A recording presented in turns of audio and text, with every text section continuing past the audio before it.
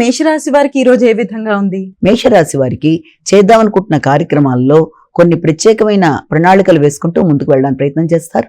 వ్యక్తుల యొక్క సహకారం అనుకూలంగా ఉంటుంది. సాంఘిక సంబంధాలు వాళ్ళకి చాలా చక్కగా ఉంటాయి. నూతన స్నేహ సంబంధాలను పెంపొందించుకుంటూ ముందుకు వెళ్ళడానికి కృషి చేస్తారు. ముఖ్యంగా కుటుంబంలో తల్లి యొక్క బంధువర్గం మొదలైన వారందరితో కలిపి మంచి నిర్ణయాలు తీసుకోవడానికి అవకాశం ఉంటుంది.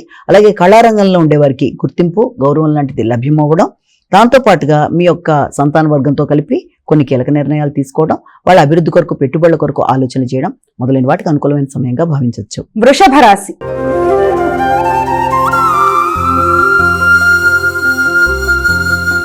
అమ్మా, వృషభ రాశి వారికి ఎలా ఉంది ఈ రోజు? ముఖ్యమైన విషయాలన్నింటిలో కూడా అంటే ఏదన్నా లోన్ లాంటివి ఉన్నా కూడా వాటిని కంప్లీట్ చేసుకోవడానికి ప్రయత్నాలు చేస్తారు.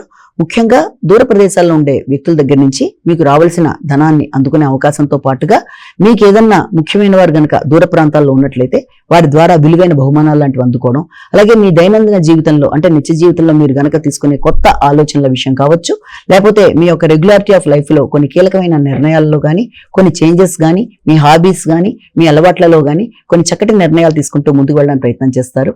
రోగ నిరోధక శక్తిని పెంపొందించుకుంటారు. అంతేకాకుండా వ్యక్తిగత గౌరవాన్ని అభివృద్ధి పరచుకోవడానికి ప్రయత్నాలు లాంటివి చేస్తారు. మిథున రాశి.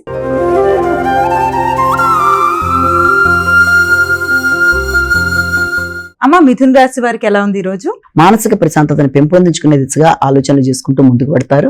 అనవసరమైన ఆందోళనలు, కొంత ఘర్షణాత్మకమైన వైఖరి ఉన్నప్పటికీ కూడా ఆర్థిక సంబంధమైన విషయాలు, సంతాన సంబంధమైన విషయాలు, వారి యొక్క అభివృద్ధి, సంఘంలో వారి గుర్తింపు, గౌరవం మొదలైన వాటి మీద మీరు దృష్టి కేటాయిస్తారు.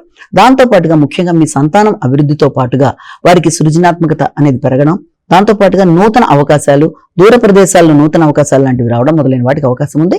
ఏది ఏమైనప్పటికీ కూడా మీ వ్యక్తిగత గౌరవాన్ని పెంపొందించుకోవడానికి చేసే ప్రయత్నాల్లో మీ యొక్క సంతాన వర్గంతో కానీ, ముఖ్యులైన వారితో కానీ అభిప్రాయ భేదాలు లాంటివి రాకుండా మాట్లాడేటప్పుడు తగిన జాగ్రత్తలతో ముందుకు వెళ్ళినట్లయితే మంచి ఫలితాలు పొందడానికి అవకాశం ఉంటుంది.